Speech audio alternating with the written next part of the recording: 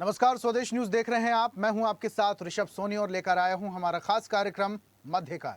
और मध्यकाल में आज हम बात करेंगे विलुप्त जीव जंतुओं के पुनर्स्थापन की। मध्य प्रदेश में वन्य जीव संरक्षण और जैव विविधता संवर्धन को नई गति देने की दिशा में एक महत्वपूर्ण पहल की गई है। राज्य सरकार ने प्राकृतिक संसाधनों के संरक्षण, वन्य प्राणियों की सुरक्षा और पर्यावरणीय संतुलन बनाए रखने के उद्देश्य से कई ठोस कदम उठाए। मध्य प्रदेश के लिए आज का दिन भी ऐतिहासिक दिन के रूप में दर्ज हो गया है, जब कान्हा टाइगर रिजर्व में विलुप्त हो चुके जंगली भैंसों का सफल पुनर्स्थापन किया गया। इस महत्वपूर्ण परियोजना के साथ मध्य प्रदेश और असम के बीच वन्य जीव आदान प्रदान का एक नया अध्याय जुड़ रहा है। नए वन्य मेहमानों के आगमन से जैव विविधताओं में संतुलन महत्वपूर्ण होगा, मजबूत होगा और वन संपदा और ज्यादा समृद्ध बनेगी। मुख्यमंत्री डॉक्टर मोहन यादव ने बालाघाट जिले के सूपखार और टोपला क्षेत्र में आयोजित कार्यक्रम में जंगली भैंस पुनर्स्थापन अभियान का शुभारंभ करते हुए कांजीरंगा राष्ट्रीय उद्यान, असम से लाए गए 4 जंगली भैंसों को उनके नए प्राकृतिक आवास में मुक्त किया। प्रदेश में जंगली भैंस पुनर्स्थापन अभियान का औपचारिक शुभारंभ का उद्देश्य विलुप्ति की कगार पर पहुंच चुकी जंगली भैंसों की संख्या को बढ़ाना और जैव विविधता को सशक्त बनाना है। यह अभियान न केवल वन्य जीव संरक्षण बल्कि पर्यावरणीय संतुलन बनाए रखने की दिशा में भी महत्वपूर्ण माना जा रहा है। जंगली भैंस, जो कभी मध्य प्रदेश के वनों में बड़ी संख्या में पाई जाती थी, अब सीमित क्षेत्रों तक सिमट गई हैं। ऐसे में इस प्रजाति के संरक्षण और पुनर्वास के लिए राज्य सरकार और वन विभाग ने संयुक्त रूप से यह पहल शुरू की है। जंगली भैंस पारिस्थितिकी तंत्र का एक अहम हिस्सा है। इनके संरक्षण से घास भूमि, जल स्रोतों और वन्य जीवों की प्राकृतिक आवास को भी मजबूती मिलेगी। अभियान के तहत सुरक्षित आवास, निगरानी, प्रजनन प्रबंधन और वैज्ञानिक संरक्षण उपायों पर विशेष ध्यान दिया जाएगा। राज्य सरकार का कहना है कि ये पहल वन्य जीव संरक्षण और जैव विविधता सहयोग के व्यापक लक्ष्य का हिस्सा है। इससे न केवल प्रदेश की पर्यावरणीय समृद्धि बढ़ेगी बल्कि इको टूरिज्म और स्थानीय रोजगार के अवसरों को भी बल मिलेगा। जंगली भैंस पुनर्स्थापन अभियान मध्य प्रदेश को वन्य जीव संरक्षण के क्षेत्र में नई पहचान देने की दिशा में एक मजबूत और दूरदर्शी कदम माना जा रहा है। सीएम ने बताया, मध्य प्रदेश आज टाइगर, चीता और गिद्ध स्टेट के रूप में वन्य जीव समृद्धि का अग्रणी केंद्र बन चुका है। वर्ष 2022 में प्रदेश में चीतों की ऐतिहासिक वापसी हुई। विलुप्त वन्य प्राणियों के पुनर्स्थापन के साथ मध्य प्रदेश देश में वन्य जीव संरक्षण की नई मिसाल प्रस्तुत कर रहा है। मध्य प्रदेश के लिए आज का ऐतिहासिक दिन है। 150 साल बाद मध्य प्रदेश की धरती पर कान्हा टाइगर अभयारण्य में एक बार फिर जंगली भैंसा, मैं मान के चलता हूं कि ये हमारे पर्यावरण के लिए, परिस्थिति तंत्र के लिए अद्भुत अवसर है। हमारी अपनी धरती पर हमारे गए मेहमान का आगमन का शुभागमन है। मेरी अपनी ओर से बहुत बधाई। और जैसा कि मुझे बताया गया है कि इनके आने से हमारे ये पूरे इकोसिस्टम में बड़ी मदद रहेगी। हमारे घास के मैदानों पर बड़ी घास को इनके माध्यम से, जो इनके बीच की एक कड़ी जो मिस थी, जिसके कारण से हमको अपने कई प्रकार के चुनौतियों के वातावरण से निकलना पड़ता था, लेकिन सच में ये अद्भुत मौका है। ऐसे ही अवसरों से हमारा न केवल जंगल समृद्ध होता है, बल्कि यशस्वी प्रधानमंत्री के नेतृत्व में हमारा एक एक करके वो सारे वन्य प्राणी जो विलुप्त प्राय या कई साल पहले यहाँ से चले गए, अब मध्य प्रदेश के जंगल में सारे वो जानवर आ रहे हैं, जिनके लिए सदैव हमारी जंगल की शोभा भी बढ़ेगी। वन्य प्राणियों की दृष्टि से भी ये आकर्षण का स्थान बनेगा। स्थानीय स्तर पर टूरिज्म की दृष्टि से भी बहुत ये अनुकूलता बनेगी। सब प्रकार के प्राणियों से समृद्ध मध्य प्रदेश का जो अतीत का गौरवशाली पक्ष रहा है, वो पुनः समृद्ध हो रहा है। और एक एक करके वो सब चीजें जो कई सौ साल पहले तक थी, लेकिन ये सपना देखते थे, आज वो साकार होते दिखाई दे रहा है। हमारे और आपके साथ, हम इस पीढ़ी के साथ जो छोड़ के जाएंगे, वो आने वाले समय ये और आगे बढ़े, इस दिशा में लगातार काम कर रहे हैं। ऐसे में एक एक करके वो सारे वन्य प्राणियों के लिए हम काम कर रहे हैं, जिनकी आज हमारे सबके लिए उस भविष्य की दृष्टि से ये धरोहर के रूप में रहेंगे। इस अवसर के साक्षी बनने का सौभाग्य पाया है। मैं मध्य प्रदेश के लोगों को बधाई देना चाहूंगा। मध्य प्रदेश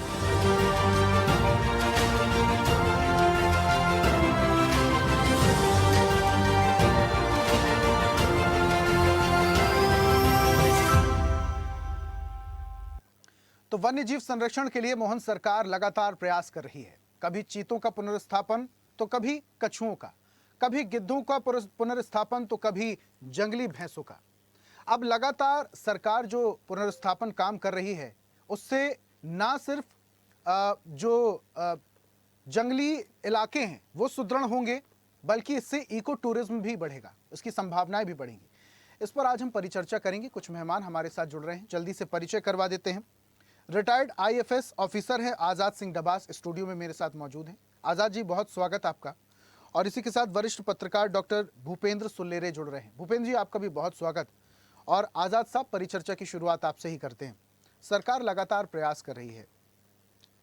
सरकार के जो प्रयास हैं वो जमीनी स्तर पर दिखाई भी देते हैं, जैसे कि विरासत से विकास और अभी global investor summit, regional investor summit.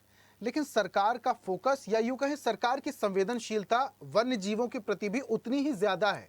हम कभी देखते हैं कि विलुप्त होती प्रजाति के कछुओं को मुख्यमंत्री छोड़ते हैं, विलुप्त होती प्रजाति के गिद्धों का पुनर्स्थापन करते हैं। अभी जंगली भैंसे जो मध्य प्रदेश में बहुत आयत मात्रा में पाए जाते थे, दिखाई देते थे और जंगल के पारिस्थितिकी तंत्र को मजबूत करने में एक अहम भूमिका निभाते थे, वो धीरे धीरे गायब होने लगे थे, उनकी संख्या कम होने लगी थी। लेकिन मोहन सरकार ने इस ओर प्रयास किया। अभी जो जंगली भैंसों का पुनर्स्थापन है, इसको कैसे देखते हैं आप? नहीं, ये बड़े वन विभाग के लिए, मध्य प्रदेश का जो वन विभाग है उसके लिए एक हर्ष का विषय है कि आज काजीरंगा से लाके 4 जंगली भैंसे जो है वो कान्हा नेशनल पार्क में छोड़े गए हैं। जैसे कि अभी माननीय मुख्यमंत्री जी बता रहे थे, वो 150 नहीं, लगभग 200 वर्ष पूर्व पूरे मध्य प्रदेश में ही जंगली भैंसा पाया जाता था। आखिरी बार इधर आज के मध्य प्रदेश में कान्हा में भी पिछले 7-8 दशक पहले जंगली भैंसा रिपोर्ट हुआ है। और जो हमारा दूसरा हिस्सा जो अब अलग हो गया छत्तीसगढ़, वहाँ इंद्रावती में जंगली भैंसा पाया जाता है। अगर हम कंबाइंड मध्य प्रदेश की बात करें, अचानक मार है बिलासपुर की सेंचुरी, शायद पार्क बन गया अभी, उसमें भी जंगली भैंसा रिपोर्टेड है। अच्छी बात है, जो यहाँ से विलुप्त हो गया था उसको फिर से रीइंट्रोड्यूस जो है वो मध्य प्रदेश सरकार कर रही है, वन विभाग कर रहा है। इसके लिए सरकार और वन विभाग बधाई का पात्र है। पर सवाल ये है कि इतना ही काफ़ी नहीं है। ये अच्छी बात है। मैं ये कहना चाहूँगा आपके माध्यम से, आपके चैनल के माध्यम से, कि जब से डॉक्टर मोहन यादव मुख्यमंत्री बने हैं पिछले 2-2.5 साल से, वो वाइल्ड लाइफ कंजर्वेशन पे उन्होंने बहुत ही अच्छा काम किया है। लेकिन जो बाकी एरिया है, वाइल्ड लाइफ ही जंगल नहीं है, ये मात्र उसका एक कंपोनेंट है। जैसे आपने बोला अभी अपने इंट्रो में कि मध्य प्रदेश टाइगर स्टेट भी है, लेकिन कल ही देखेंगे रिपोर्ट आई है इसी कान्हा नेशनल पार्क से, एक बाघिन जो उम्रदराज हो चुकी थी, उसके 4 शावकों में से 3 की भूख के कारण मौत हो चुकी है अभी पिछले 3-4 दिन में, और एक को ढूंढ रही है वन विभाग की टीम। मुझे लगता है वो भी कहीं आज कल में मृत पाया जाना चाहिए। अगर जिंदा है तो बहुत अच्छी बात है, लेकिन ऐसी उसकी संभावना मुझे दिख नहीं रही। 4 महीने में 1 जनवरी से लेके और आज हम 28 तारीख को अप्रैल में बात करें, मात्र 4 महीने में 26 टाइगर्स की मौत हो चुकी है। पिछले साल 56 टाइगर्स मारे गए, जो इंडिया में सर्वाधिक हैं। तो सवाल ये है कि जिस टाइगर स्टेट का हम तगमा लिए हुए हैं, उनके कंजर्वेशन के लिए, उनके प्रोटेक्शन के लिए, उनके फलने फूलने के लिए क्या हमारे प्रयास काफ़ी हैं? मैं समझता हूँ इसमें एक सवाल है। कह सकते हैं वन विभाग के अधिकारी खास तौर से कहते हैं कि हमने बहुत अच्छा काम किया है, 785 टाइगर्स रिपोर्ट हुए हैं, लेकिन अगर उनकी टेरिटरी को देखा जाए और जंगल को देखा जाए, मैं पहले भी 1-2 बार ये बात कह चुका हूँ, 1 लाख वर्ग किलोमीटर का वन क्षेत्र है मोटा मोटा। तो 20-25 स्क्वायर किलोमीटर की टेरिटरी को देखते हुए यहाँ 4000 टाइगर्स होने चाहिए, हैं 785। अभी सेंसस चल रहा है, उसमें 1000 आ जाएंगे। मेरे हिसाब से अगर आप 4000 को आधा भी कर दीजिए, 2000 तो होने चाहिए, लेकिन 1000 हैं, हम काफ़ी पीछे। इसका कारण है, इसका कारण ये है कि हमारे जो प्रोटेक्टेड एरियाज़ हैं, टाइगर रिजर्व हैं, नेशनल पार्क्स हैं या सेंचुरीज हैं, उनमें तो जंगल ठीक ठाक है, उनमें हर्बीवोर्स भी मिल रहे हैं, फूड उनको मिल रहा है, पानी की भी कुछ हद तक ठीक ठाक व्यवस्था है, चरागाह डेवलपमेंट भी ठीक ठाक है। लेकिन जो शेष 90% जंगल है, 90 से 93% जो जंगल है, जो प्रोटेक्टेड एरियाज से बाहर है, वहाँ जंगलों की हालत अच्छी नहीं है। लगभग 20% क्षेत्र बिल्कुल ओपन वन क्षेत्र हो गया है, नाम का वन क्षेत्र है। 40 से 50 के आसपास डिग्रेडेड फॉरेस्ट में कन्वर्ट हो चुका है। मात्र मुश्किल से 20-25% जो है वो मीडियम डेंस फॉरेस्ट है, और 10% जो है फॉरेस्ट एरिया को आप डेंस फॉरेस्ट कह सकते हैं। तो अगर आप देखिए कि कितना ये बढ़ सकता है। हम एक सीमित क्षेत्र में काम कर रहे हैं। मैं तो अगर माननीय मुख्यमंत्री जी भी अगर आपका चैनल कभी गलती से देख लें तो उनसे भी गुजारिश करना चाहूँगा आपके माध्यम से कि वन विभाग जो है मात्र वाइल्ड लाइफ की कंजर्वेशन और डेवलपमेंट के लिए नहीं है। वन विभाग एक व्यापक भूमिका निभाता है। प्रदेश में जैसे अभी केन बेतवा लिंक परियोजना चल रही, पहली नदी जोड़ो, और जंगल जब इस तरह से, जो मैं आपको एक आंकड़ा दे रहा था, जंगल जो इस तरह से खराब हो रहे हैं, बर्बाद हो रहे हैं, डिग्रेड हो रहे हैं, तो यहाँ कोई ग्लेशियर से पानी नहीं आता, यहाँ तो जंगलों से ही पानी निकलता है, नदियाँ उसी से हैं। नर्मदा जी में आज जो पानी देख रहे हैं वो उसी से है। केन में, बेतवा में जिसका आप लिंक बना रहे हैं, ये सब जंगलों से ही आके जाना। हर जंगल बाहर खराब हो रहे हैं, तो उसको देखना भी उतना ही महत्वपूर्ण है। बाकी के जंगलों पे भी ध्यान दिया जाए। उसके बहुत सारे आयाम हैं जो रोज़गार से जुड़ते हैं। हम यहाँ इको टूरिज्म की बात करते हैं वाइल्ड लाइफ एरियाज़ में, बाहर क्यों नहीं हो सकता? बाहर भी ये सब हो सकता है। इतना रोज़गार मध्य प्रदेश के वनों से पैदा हो सकता है जिसका मध्य प्रदेश सरकार को शायद अंदाज़ा भी नहीं है। जो माइनर फॉरेस्ट प्रोड्यूस है वो लगातार ख़त्म हो रहा है, जिसको हम NTFP आजकल बोलने लगे, नॉन टिम्बर फॉरेस्ट प्रोड्यूस। इसको एक आम बोलचाल में एक तेंदुपत्ता को लोग जानते हैं। तेंदुपत्ता से तो मात्र बीड़ी बनती है जो कैंसरस है, उसमें कुछ विशेष है नहीं, लेकिन हजारों प्रजातियां ऐसी हैं जो हमारी विलुप्त हो रही हैं। उनका कंजर्वेशन और डेवलपमेंट अगर जंगलों में किया जाए तो कितने लोगों को रोज़गार साल भर दिया जा सकता है। तेंदुपत्ता से हम मात्र 3 वीक का रोज़गार देते हैं, जबकि हम साल भर हमारे प्रदेश के जंगल अगर प्रॉपरली स्टॉक्ड हों, प्रॉपरली मैनेज्ड हों, तो इतना सारा रोज़गार दिया जा सकता है। आपके नेशनल पार्क्स के जो इको टूरिज्म की जो बात हो रही है वो बहुत ही सीमित रोज़गार दे रहे हैं, और उसमें भी जितने भी लॉज हैं, रिसोर्ट्स हैं, सब बड़े लोगों के हैं। जो स्थानीय व्यक्ति है वो तो वहाँ जाके पुरुष महिलाएं उन्हें बर्तन मांजने और साफ़ सफाई और खाना पकाने तक के रोज़गार में शामिल हैं।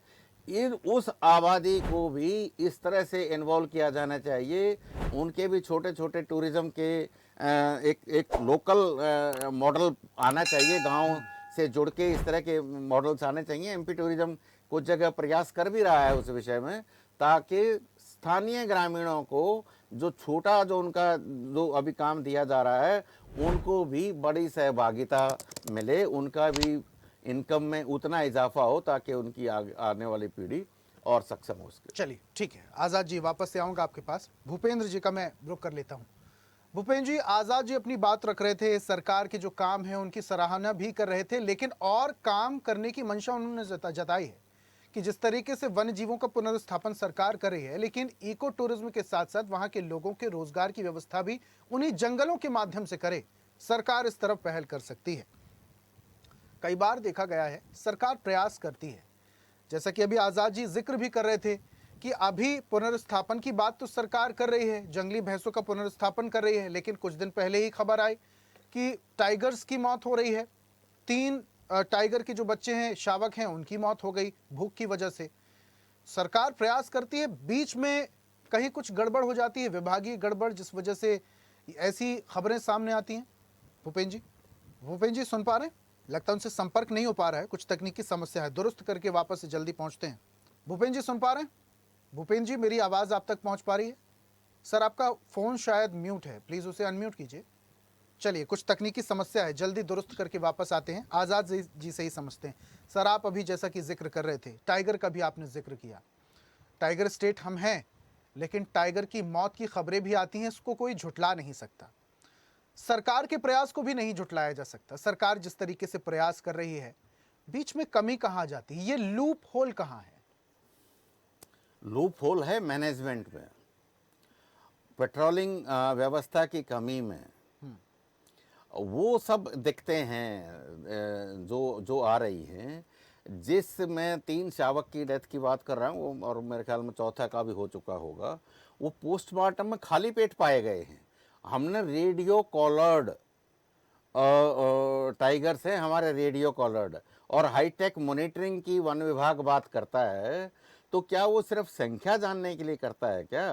क्या मॉनिटरिंग हो रही है? मैं उदाहरण के तौर पर इसी प्रकरण से कह रहा हूँ, क्यों नहीं वो उस फीमेल टाइगर का जो एजेड थी और वो शिकार करने में नाकामयाब थी, तो जब उसका मूवमेंट ठीक से हो नहीं रहा था तो वो कैसे ट्रैक नहीं उसका? उसके लिए उस तरह के उचित प्रबंधन क्यों नहीं हो सके?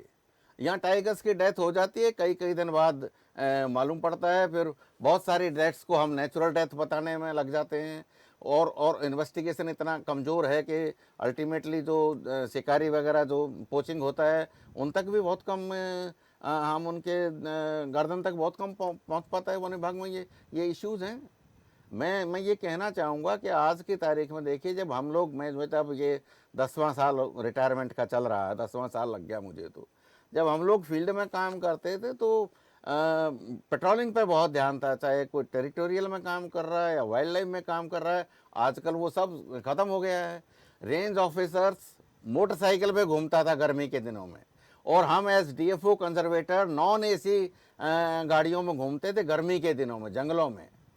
आज मैं ये नहीं कहता कि फैसिलिटी नहीं देनी चाहिए, लेकिन ऐसी फैसिलिटी, ये वन विभाग का जॉब है। वन विभाग एसी ऑफिस से नहीं चलता, एसी गाड़ी से नहीं चलता। फैसिलिटी के साथ साथ कम से कम अपना काम तो बखूबी तौर पे कर पाए अधिकारी। और ये आप कहना चाह ये रहे हैं? देखने में आया है कि आजकल ठीक एक है, आजाद जी, समय की थोड़ी सी कमी है। भूपेंद्र जी का मैं रुक करूंगा, भूपेंद्र जी जुड़ नहीं पा रहे थे। सर, सुन पा रहे हैं?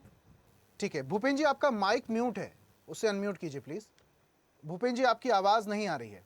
आवाज आ रही है मेरी? ठीक है, अब आ रही है सर, अब बिल्कुल आ रही है। जी, सर, समय की थोड़ी सी कमी है, आप थोड़ा देर से जुड़े।